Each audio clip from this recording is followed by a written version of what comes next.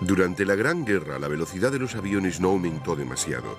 Desde los 145 km por hora que alcanzaba este B-2A de 1914, se pasó solo a los 200 por hora que alcanzaban los cazas de 1917 y 18.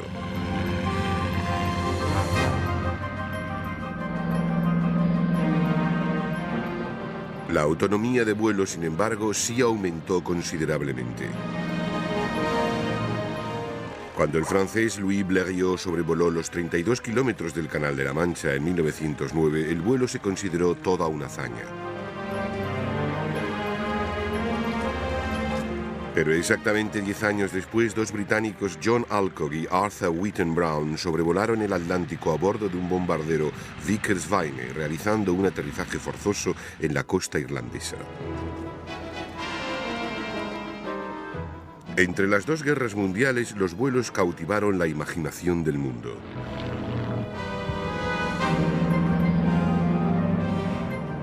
Pilotos como el americano Charles Lindbergh y la piloto inglesa Amy Johnson fueron pioneros en sus vuelos alrededor del mundo.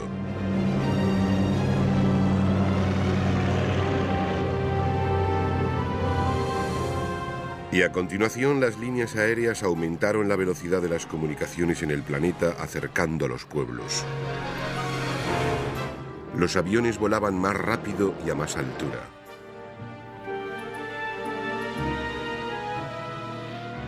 En cuanto al uso militar del avión, la creación de las primeras fuerzas de bombarderos estratégicos en 1914-18 abrieron nuevos horizontes. Los teóricos del aire de las décadas de los 20 y 30 creyeron que el bombardero podía ganar guerras atacando el mismo corazón de la nación enemiga.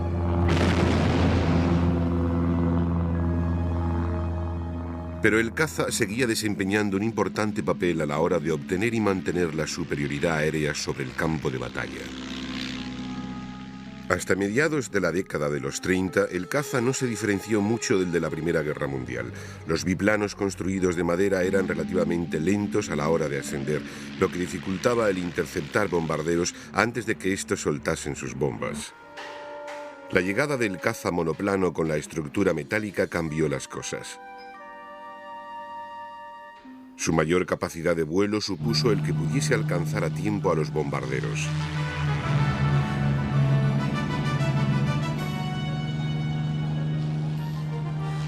Sobre todo debido a que, en comparación a los primeros métodos basados en el sonido, el uso del nuevo radar permitía detectar antes la llegada de los bombarderos.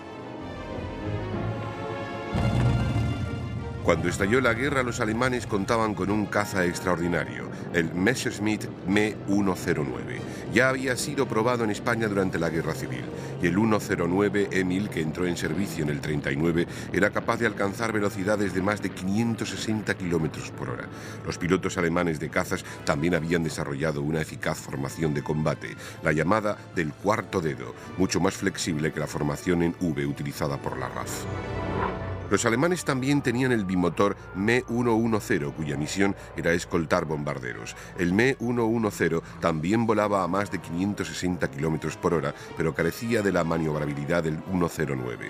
Durante la guerra relámpago del 39 al 41, la Luftwaffe trató de hacerse inmediatamente con la supremacía aérea, destruyendo las fuerzas aéreas en tierra. A pesar de que no llegó a tener un éxito completo, sus cazas superaban a los aviones enemigos, a menudo obsoletos, y la supremacía aérea se consiguió muy pronto, lo que ayudó a asegurar el éxito en las ofensivas terrestres.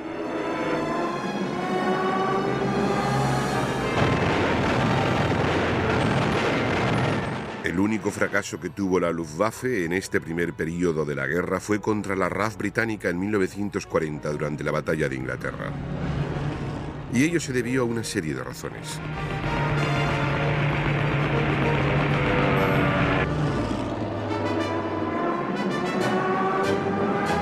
La RAF contaba con dos cazas que podían compararse a los de la Luftwaffe. El competente Hurricane era más maniobrable que el Me-110.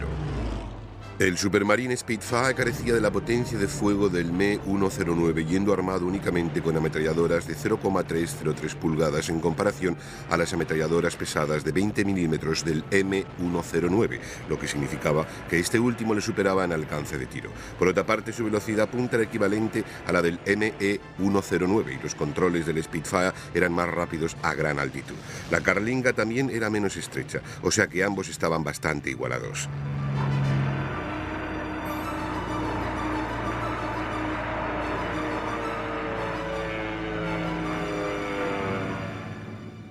Pero el Me-109 tenía una seria desventaja. Solo podía llevar el combustible necesario para volar durante una hora, lo que limitaba drásticamente su tiempo de combate sobre la costa inglesa. Las estaciones británicas de radar podían avisar a tiempo, lo que unido al eficaz sistema de mando y control a menudo permitía que los cazas de la RAF ganasen altitud sobre sus enemigos, lo cual, al igual que en 1918, era muy importante para el combate aéreo. De hecho, la Luftwaffe pagó muy caro su fracaso a la hora de mantener los ataques sobre los sistemas de radar. En 1940 la comandancia aérea de la RAF ganó la crucial batalla de Inglaterra, pero al año siguiente no tuvo tanto éxito. Se enfrentó a la Luftwaffe llevando a cabo ataques a través del Canal de la Mancha con el fin de obligar a despegar a los cazas alemanes. Los alemanes, que ahora operaban desde cerca de sus bases en el norte de Francia, contaban con más combustible para el combate que sus enemigos.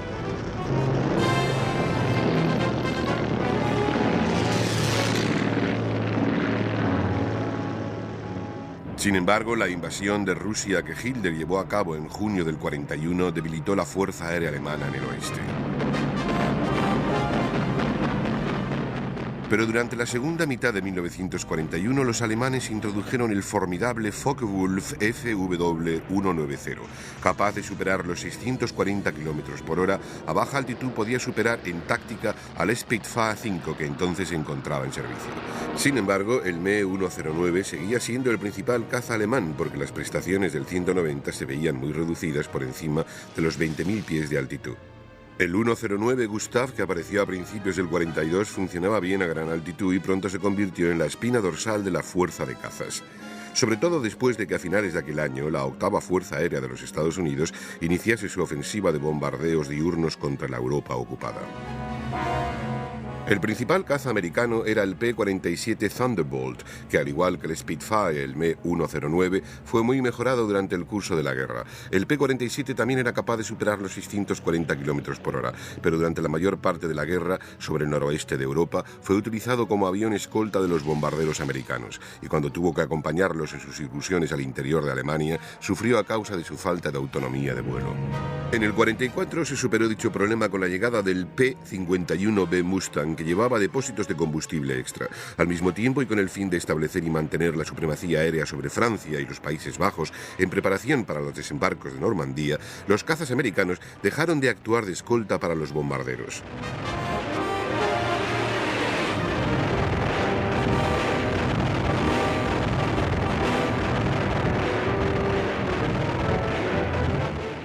Al mismo tiempo, la RAF introdujo el Hawker Tempest, que al igual que los modelos posteriores de Thunderbolt, podía volar a más de 725 km por hora. En el frente oriental, los alemanes mantuvieron la supremacía aérea hasta 1943.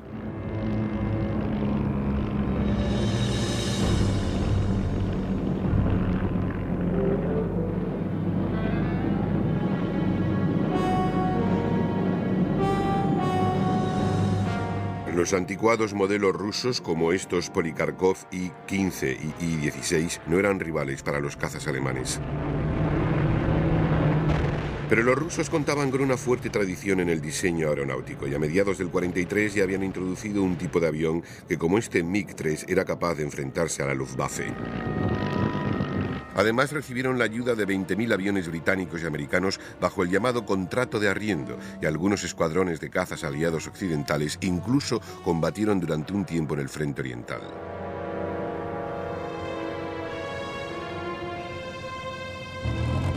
Es decir, que los alemanes se encontraron combatiendo contra los Hurricanes británicos y también contra los P-39 Air Cobras y P-40 Warhawks americanos.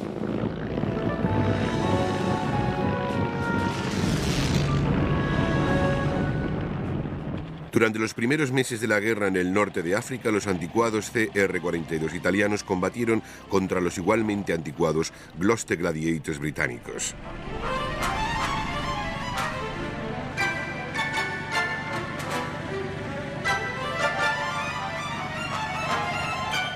Tres Gladiators, apodados Fe, Esperanza y Caridad, fueron el sostén principal de la defensa aérea británica durante los primeros meses del asedio de Malta. En la Guerra del Pacífico, los cazas japoneses Mitsubishi Zero dominaron durante la primera parte del conflicto, y en contra de lo que se pensaba en Occidente, los pilotos nipones demostraron ser tan capaces como sus enemigos. Pero en 1944 apareció el caza a reacción, con el Meteor británico combatiendo contra las bombas voladoras alemanas V-1. Aunque ya en agosto del 39 había volado el primer caza a reacción, el prototipo alemán Heinkel G178. Y durante muchos años, el oficial de la RAF, Frank Whittle, había estado trabajando en los motores a reacción antes de que su Gloster Whittle realizase su primer vuelo en mayo del 41.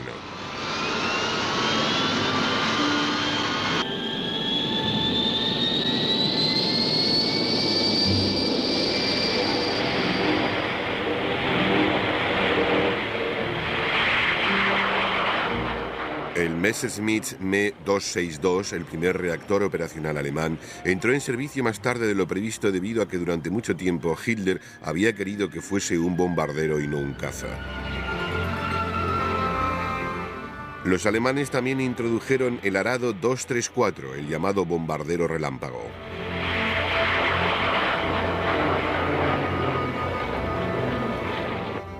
Pero el avión a reacción más rápido fue el Me-163 Comet de propulsión a cohete, que podía alcanzar una velocidad de casi 970 km por hora. Pero solo tenía combustible para 90 segundos de vuelo, tras los cuales operaba como un planeador de alta velocidad.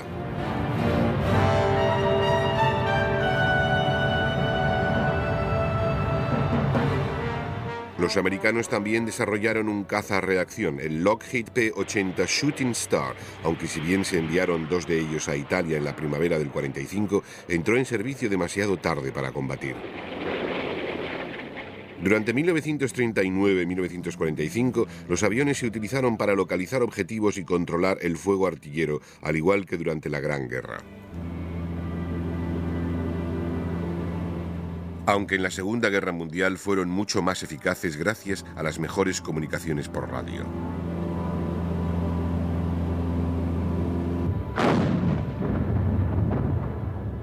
Del mismo modo, los ataques terrestres de los cazas se convirtieron en un arte. Al principio, los alemanes tomaron la iniciativa con el bombardero en picado Ju-87 Stuka, que demostró ser un arma devastadora durante las primeras campañas de la Guerra Relámpago.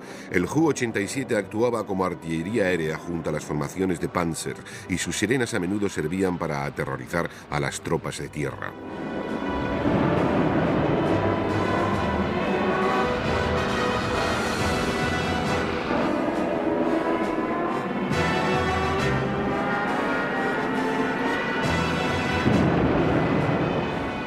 Durante las campañas del desierto en el norte de África, los británicos armaron al Hurricane con bombas, llamándolo Harry Bomba.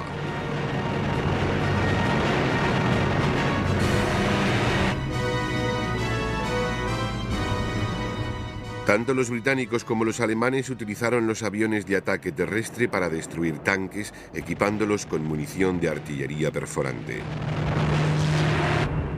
Los aviones lanzacohetes como el Hawker Typhoon también se utilizaron mucho durante la segunda mitad de la guerra, sobre todo durante la campaña del 44-45 en el noroeste de Europa.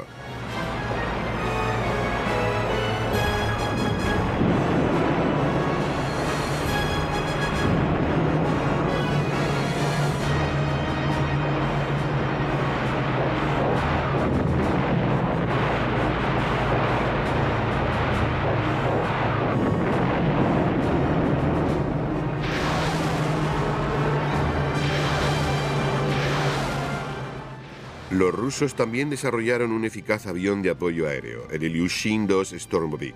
Este apareció por primera vez en el verano de 1941, pero fue muy modificado tras sus primeras experiencias de combate.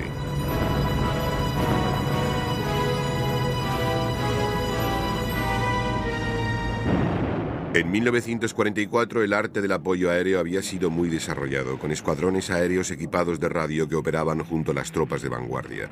Los aliados contaban con tal poder aéreo que pudieron poner en marcha un sistema de fila de aviones con cazabombarderos haciendo cola para ser dirigidos contra los objetivos.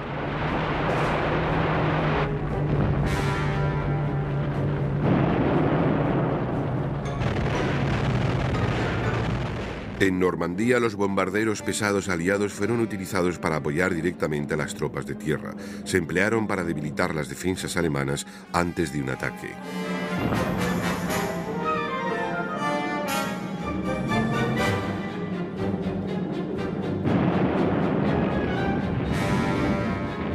Sin embargo, a veces los bombardeos imprecisos suponían el que las tropas amigas se viesen afectadas, y además los daños causados en tierra por los bombarderos a menudo ralentizaban el avance.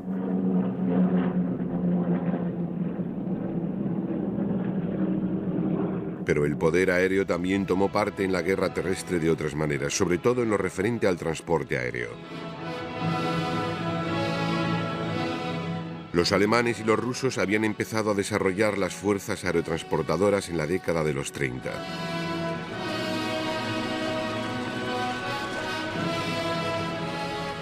Los alemanes fueron los primeros en utilizarlas en acción durante la invasión de Noruega en abril del 40.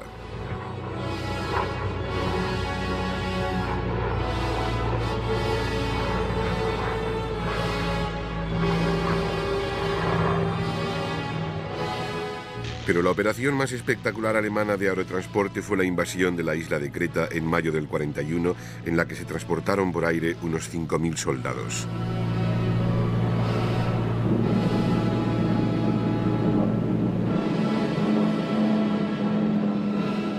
Sin embargo, la pérdida de Junkers Ju-52 de transporte disuadió a los alemanes de organizar más operaciones de este tipo a gran escala.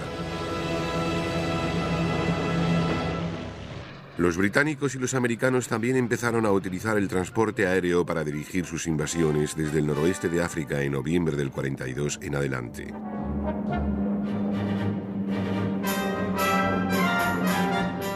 En la primavera del 44 los aliados formaron el primer ejército aerotransportador aliado, cuyas divisiones desempeñaron un papel muy importante en los desembarcos de Normandía.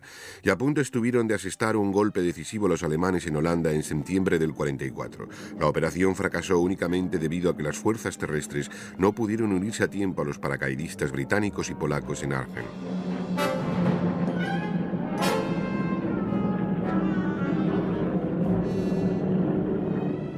En las operaciones de aerotransporte no solo se utilizaron paracaidistas, tanto los alemanes como los aliados utilizaron fuerzas de tierra aerotransportadas, y una vez se había asegurado un campo aéreo podían transportarse por aire refuerzos como hicieron los alemanes en Creta. De hecho, Alemania era la que tenía el mayor avión de transporte de la guerra, el Me-323 Gigant, que también contaba con una versión planeadora.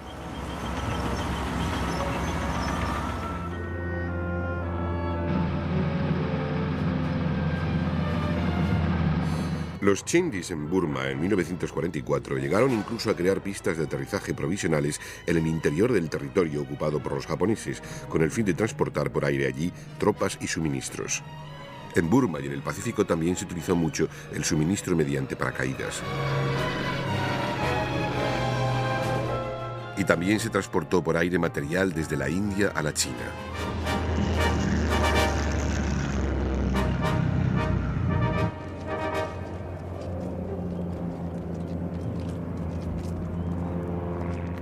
A principios de la década de los 20, el general americano Billy Mitchell llevó a cabo una serie de experimentos para demostrar lo eficaz que podía ser el avión contra los barcos.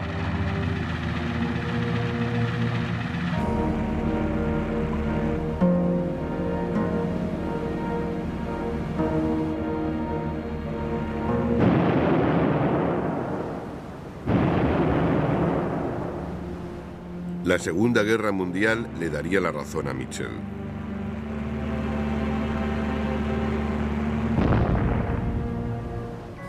El portaaviones transformó la guerra en el mar, sustituyendo al acorazado como principal plataforma de armamento para las armadas.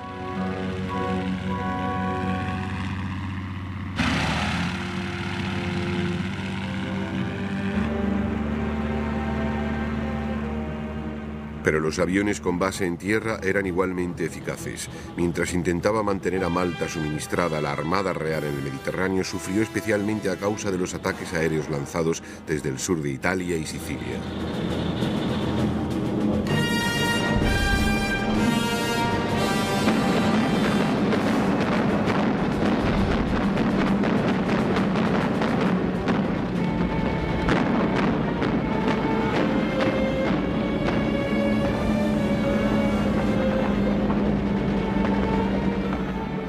Los británicos también perdieron numerosos buques de guerra a causa de los ataques aéreos alemanes durante las evacuaciones del ejército en Francia en 1940 y Creta en el 41.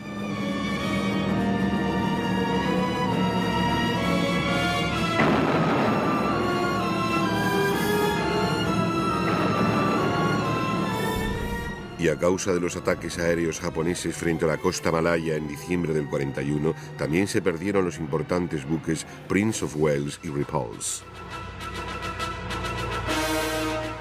Fueron los bombarderos pesados británicos los que acabaron hundiendo el acorazado alemán Tirpitz, que durante mucho tiempo había sido la mayor amenaza para los convoyes de suministro que se dirigían a Rusia.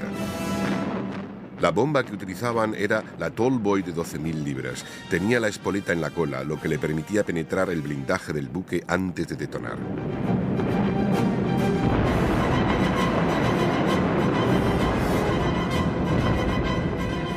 Los convoyes del Ártico también sufrieron los ataques alemanes de aviones con base en Noruega, que al igual que Sicilia en el Mediterráneo, se asemejaba a un portaaviones terrestre.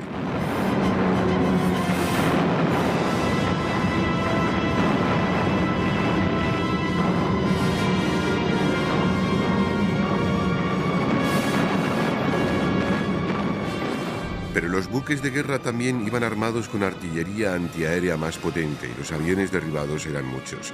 A finales del 41 los escuadrones antibuque de la RAF, equipados principalmente con el Beaufort, estaban sufriendo más bajas que ninguna otra división en servicio.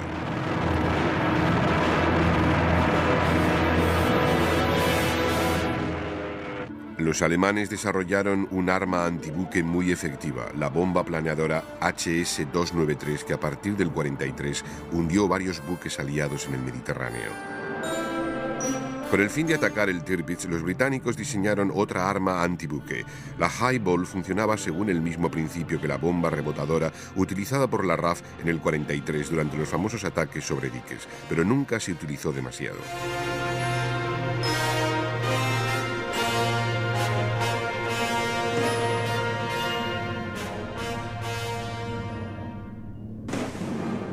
En la campaña más larga de la Segunda Guerra Mundial, la Batalla del Atlántico, el avión desempeñó un papel cada vez más importante.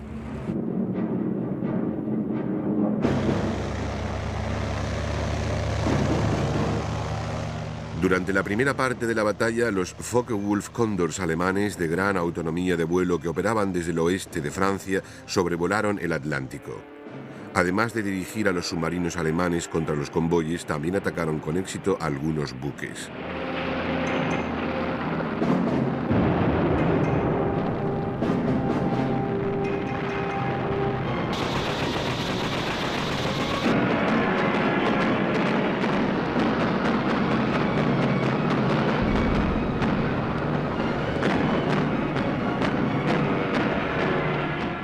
Los aviones aliados, como ya habían hecho durante la Gran Guerra junto a las aeronaves, podían localizar submarinos alemanes en la superficie y dirigir a los buques contra ellos.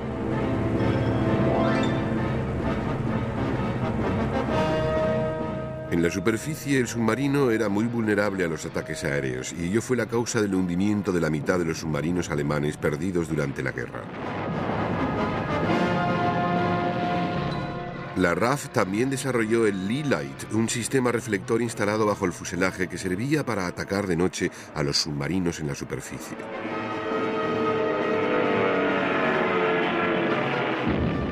El momento decisivo de la batalla del Atlántico llegó en mayo del 43, cuando los alemanes se vieron obligados a retirar temporalmente sus submarinos.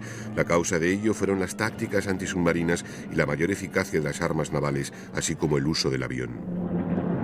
El avión americano de patrulla marítima B-24 Liberator, de gran autonomía de vuelo, desempeñó un papel fundamental a la hora de cerrar el llamado agujero negro, aquella zona del Atlántico Norte que hasta entonces había sido imposible proteger mediante aviones con base en tierra. Los retrasos a la hora de desplegar un número suficiente de B-24 se debieron a que este avión tenía otra misión considerada como más importante, la de bombardero estratégico. Durante la Gran Guerra, los Zeppelin alemanes y más tarde los bombarderos habían atacado Inglaterra. Del mismo modo, los bombarderos británicos y franceses habían llevado a cabo ataques sobre objetivos en el oeste de Alemania. Ello hizo creer que los bombardeos podían minar la voluntad bélica de un país, pero estos bombardeos suponían ataques contra civiles, lo que violaba las leyes de la guerra. En la década de los 30, los bombardeos sobre Madrid y Guernica durante la Guerra Civil Española habían servido para convencer a la gente de que el bombardero dominaría las guerras del futuro. Dicho concepto se vio reforzado por los ataques aéreos nipones sobre las ciudades chinas de Shanghái y Nankín en 1937.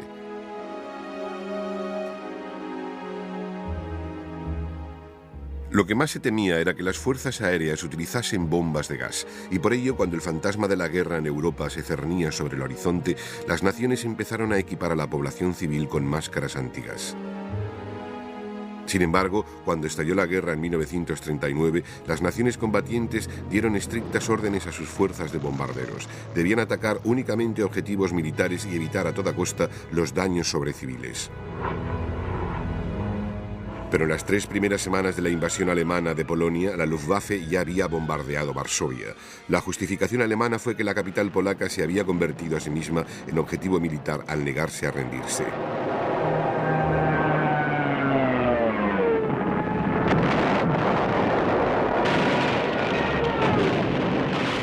El ataque alemán sobre Rotterdam en mayo del 40 fue por la misma razón, pero podía haberse evitado si hubiese llegado a tiempo el mensaje que instaba a los bombarderos alemanes a regresar. Durante la batalla de Inglaterra, los objetivos principales para los bombarderos alemanes fueron los campos de aviación, las estaciones de radar, los puertos y las fábricas de aviones.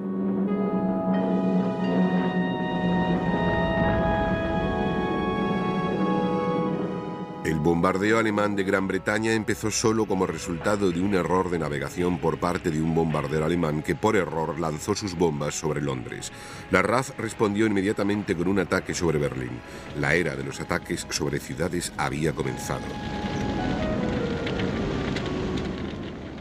Sin embargo, en aquel momento los bombarderos de ambas facciones todavía tenían instrucciones de atacar objetivos específicos, normalmente fábricas de munición, pero tenían problemas a la hora de lanzar sus bombas con precisión.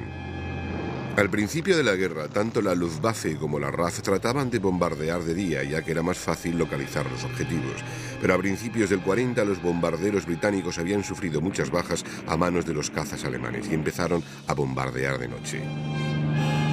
Por la misma razón, los alemanes empezaron a hacer lo mismo en septiembre del 40.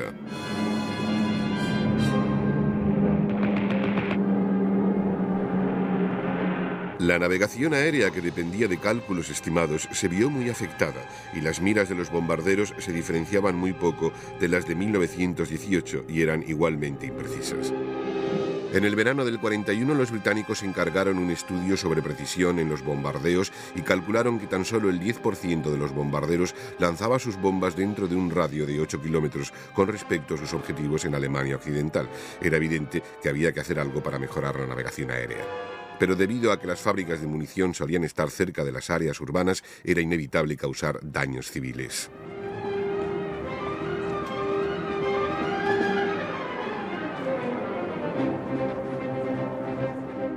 En el otoño del 40 los alemanes habían desarrollado un sistema de radiofaros que se cruzaban sobre el objetivo con el fin de mejorar la precisión, pero la RAF desarrolló un contrasistema que desviaba los haces luminosos.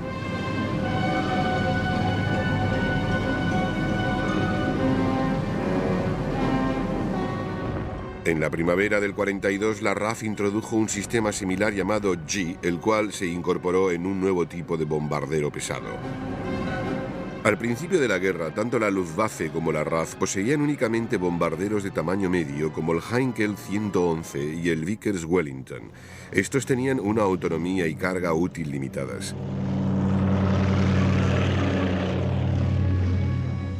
Los alemanes habían concebido una guerra únicamente contra sus naciones vecinas y por lo tanto no vieron la necesidad de poseer bombarderos pesados de gran autonomía. Además, ello permitía construir muchos más bombarderos ligeros.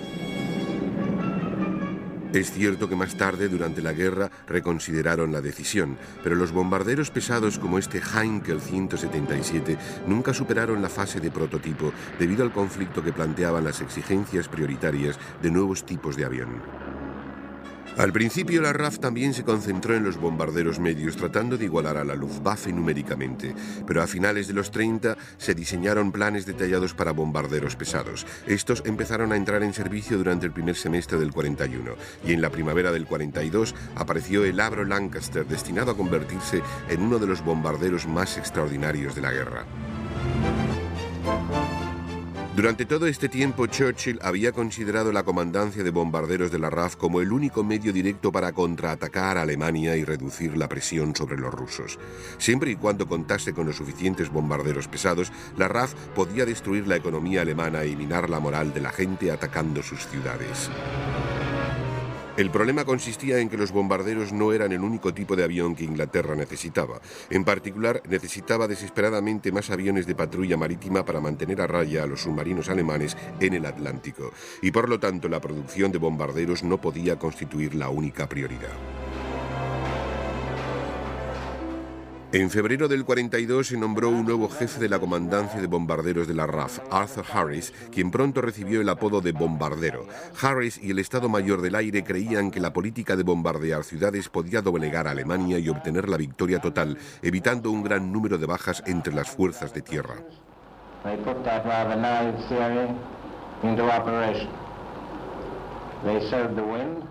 Han sembrado los cielos y nosotros vamos a segar lo sembrado.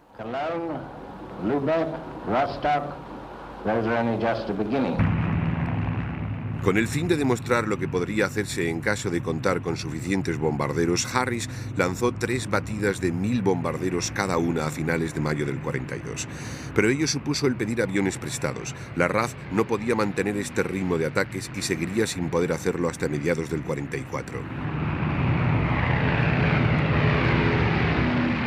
Pero los bombarderos británicos tenían que enfrentarse a una defensa aérea alemana cada vez más fuerte. Para cubrir los ataques sobre Alemania y sus principales ciudades, en algunas zonas se organizó una combinación de radares, reflectores, artillería antiaérea y cazas nocturnos.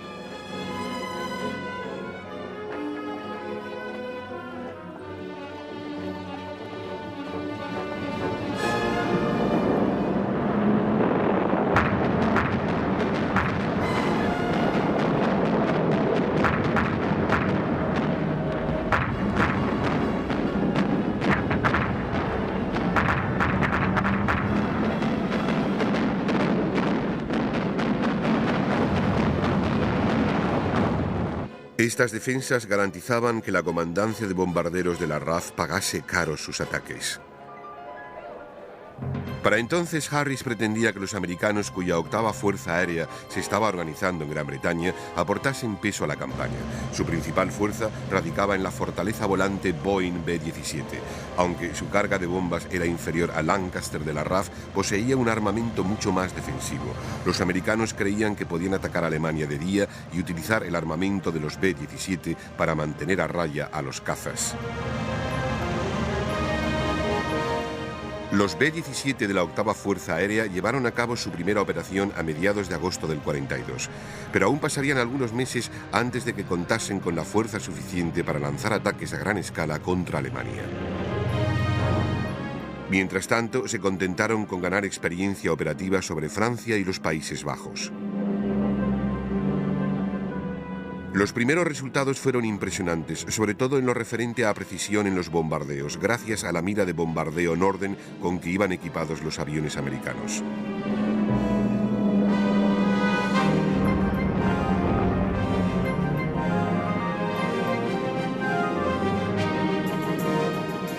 En enero del 43 los aliados decidieron que como fase necesaria para la victoria final sobre Alemania había que lanzar una ofensiva combinada de bombardeos.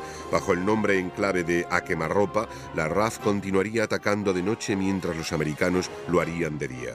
Ello se denominó bombardeos de 24 horas. En marzo del 43 la RAF puso en marcha la operación A quemarropa. Ello marcó el principio de lo que se llamaría la Batalla del Ruhr, la principal región industrial en el oeste de Alemania, que se encontraba frente a la orilla este del Rin.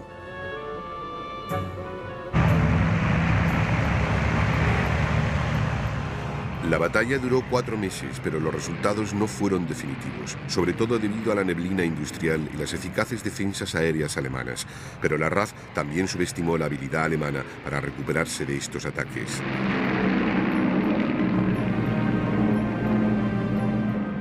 En realidad, la RAF ignoró el hecho de que el pueblo británico había resistido el bombardeo de Inglaterra de 1940-41 y pensó que el pueblo alemán, mucho más disciplinado, se hundiría bajo la misma presión.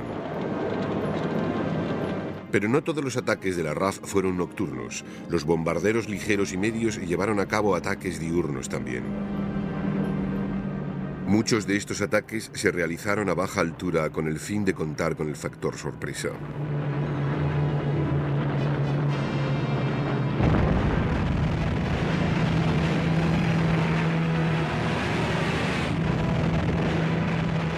El flexible bimotor de Havilland Mosquito, con su armazón de madera, fue especialmente eficaz a baja altura, como demuestra el ataque sobre la prisión de la Gestapo en Amiens, el norte de Francia.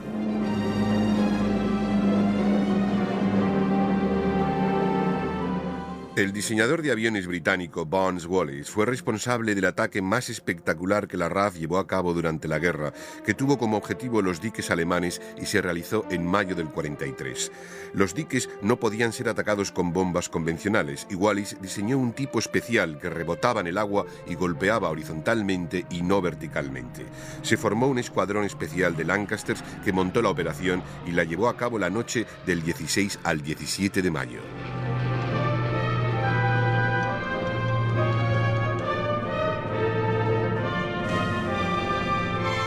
Se reventaron 2 de los 3 diques atacados, pero 8 de los 19 aviones que tomaron parte nunca regresaron. A pesar de ello, el ataque supuso una inyección de moral para la comandancia de bombarderos de la RAF. Hacia finales de julio del 43, Harris atacó, decidido a destruirlo, el puerto de Hamburgo al norte de Alemania, y a punto estuvo de conseguirlo durante los 4 ataques que llevó a cabo en 10 días, creando una horrible tormenta de fuego mientras los americanos atacaban de día para agravar los daños.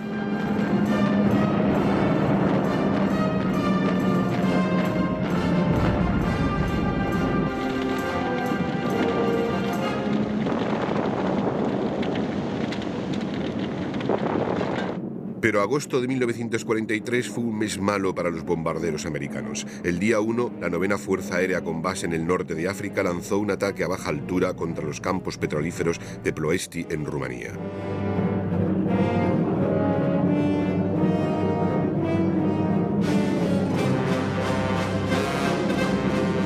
La baja altitud de los aviones impidió que los radares alemanes pudieran localizarles de camino a su objetivo. Ello impidió el que las defensas aéreas alemanas fuesen avisadas del ataque de los bombarderos.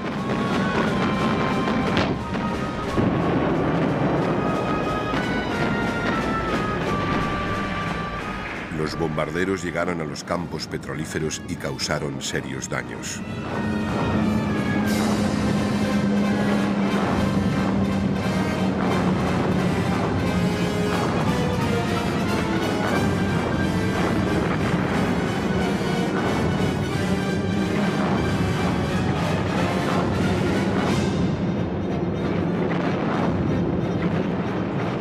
Sin embargo, durante el vuelo de regreso la cosa cambió y se perdió 1/3 de los 177 B-24 que habían partido.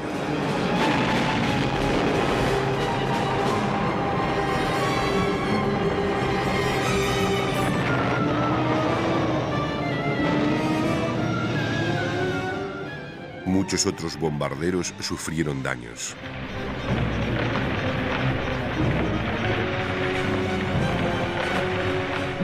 2 semanas más tarde, la 8ª Fuerza Aérea atacó una fábrica de aviones Me-109 en Regensburg y la fábrica de cojinetes de Schweinfurt. Una vez más, las pérdidas fueron cuantiosas. 60 de los 376 bombarderos que tomaron parte fueron derribados y 170 dañados. Ninguna fuerza aérea podía mantener semejante ritmo de pérdidas y, por lo tanto, la 8ª Fuerza Aérea tuvo que retirarse a la periferia para restañar sus heridas. Pero en octubre del 43, los americanos volvieron a atacar Schweinfurt, volviendo a perder 60 B-17s.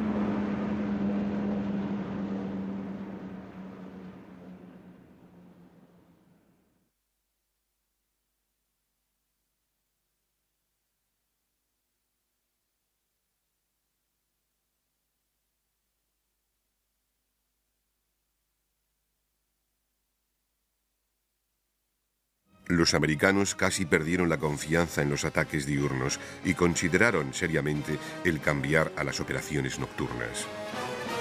En realidad, el verdadero problema era que sus bombarderos, aunque pesadamente armados, no podían defenderse.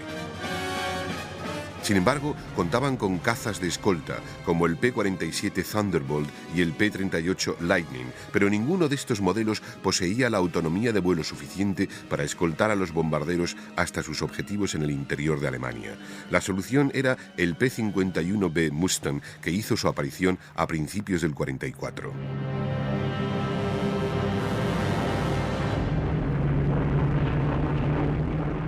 En otoño del 43, la comandancia de bombarderos de la RAF lanzó la tercera de sus ofensivas de la operación A quemarropa, esta vez contra Berlín.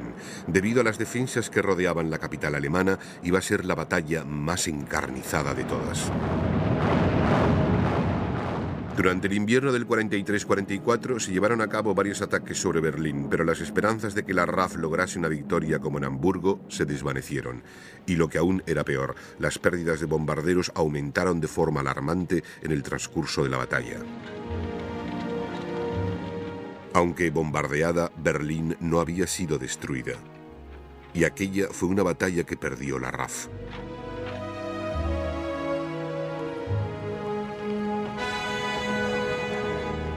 La recién formada 15ª Fuerza Aérea de los Estados Unidos en el Mediterráneo había empezado a atacar objetivos en Alemania, pero las fuerzas de bombardeos estratégicos en Gran Bretaña se pusieron bajo el mando de Eisenhower con el fin de preparar la invasión a través del Canal de la Mancha. A pesar de que el americano Carl Spaatz y Arthur Harris creían que era un error dejar de atacar a Alemania y hacerlo sobre Francia, su contribución al éxito de Overlord, la invasión de Francia, fue enorme, tanto en lo que se refirió a destruir los objetivos de transporte como en reducir drásticamente la fuerza de la Luftwaffe en el norte de Francia.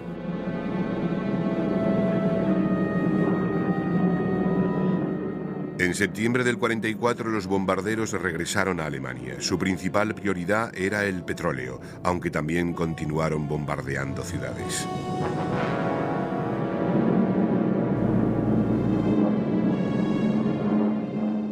La Luftwaffe continuó atacando a los bombarderos en el aire, pero el mayor número de Mustangs dificultaba mucho las garantías de éxito. Mientras tanto, la infraestructura alemana estaba siendo continuamente destruida.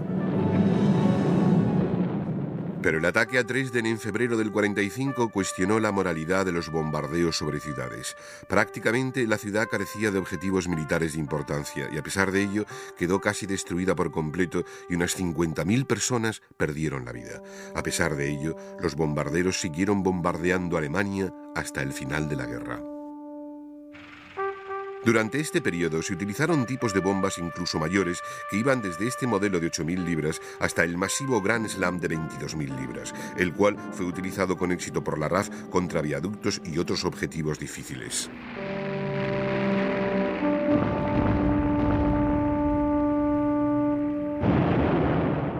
La larga ofensiva estratégica de bombardeos contra Alemania no fue decisiva en sí misma. De hecho, no solo no logró minar la moral del pueblo alemán, sino que tampoco pudo evitar que la producción de guerra alemana alcanzase ese punto álgido a finales del 43. El coste de bombarderos y vidas humanas fue muy alto. Las pérdidas de la comandancia de bombarderos de la RAF fueron tales que, por cada 100 pilotos implicados en las operaciones, 60 perdieron la vida antes de completar las 30 misiones legales. Entre los americanos, la relación fue más o menos la misma.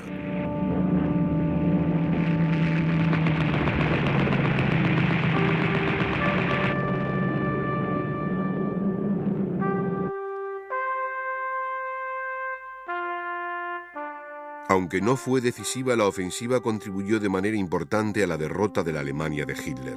Ello compensó el gran número de pérdidas humanas y aviones.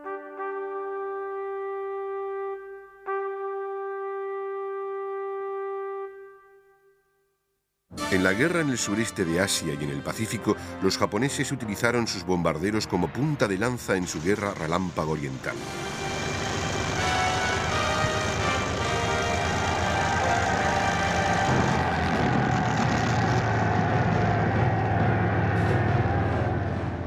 Los japoneses no consideraron los bombardeos como elemento decisivo, pero los ataques aéreos sobre las Filipinas, Singapur y otras partes sin duda tuvieron un efecto en la moral de los defensores.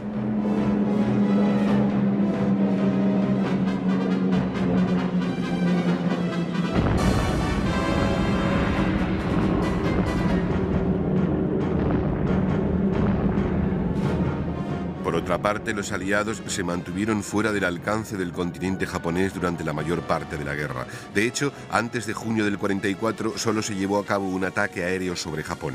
Fue el audaz ataque de los bombarderos B-25 del portaaviones Hornet en abril del 42, pero su objetivo solo consistió en elevar la moral de los americanos.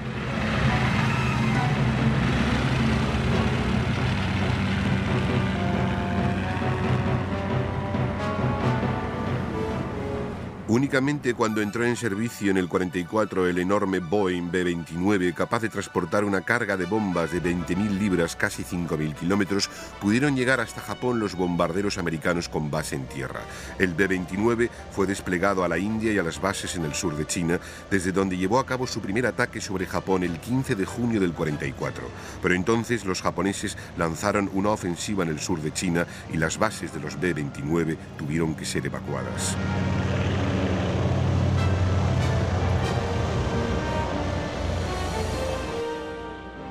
Sin embargo, a mediados del verano del 44, la captura de Saipan y Tinian en las Islas Marianas en el Pacífico Central supuso bases alternativas para los B-29, a partir de las cuales atacar Japón.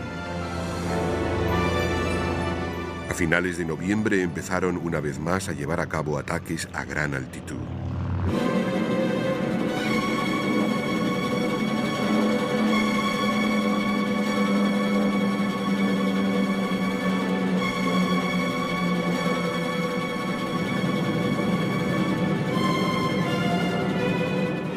Pero los resultados en lo referente a precisión de bombardeo fueron decepcionantes.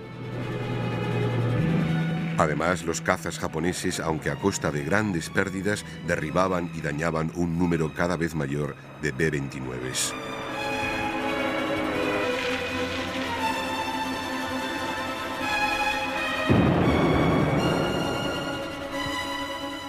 Ello obligó a los B-29 a llevar a cabo ataques nocturnos. Atacarían a baja altura con el fin de mejorar la precisión.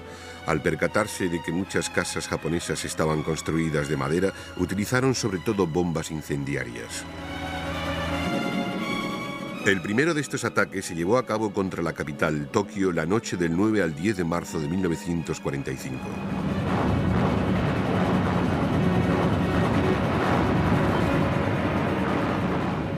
El resultado fue devastador y 2 millas cuadradas de la ciudad fueron totalmente destruidas. A ello le siguieron ataques sobre otras ciudades japonesas. La captura de Iwo Jima a finales de marzo del 45 supuso que Japón quedase al alcance de los P-51 Mustang, que los B-29 pudiesen volver a llevar a cabo ataques diurnos y que los B-17 pudiesen unirse a ellos.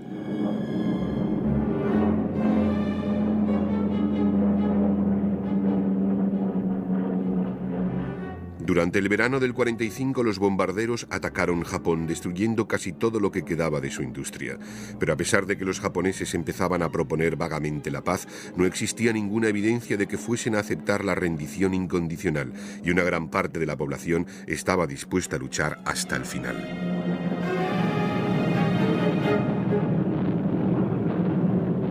Y ello a pesar de que las ciudades japonesas estaban siendo destruidas. De ahí la decisión aliada para utilizar la bomba atómica sobre Hiroshima y Nagasaki.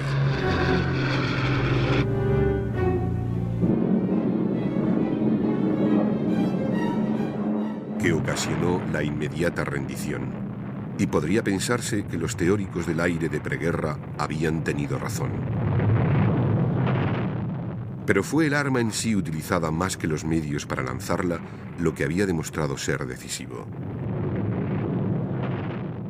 Fue un arma cuyo futuro potencial iba a resultar aterrador.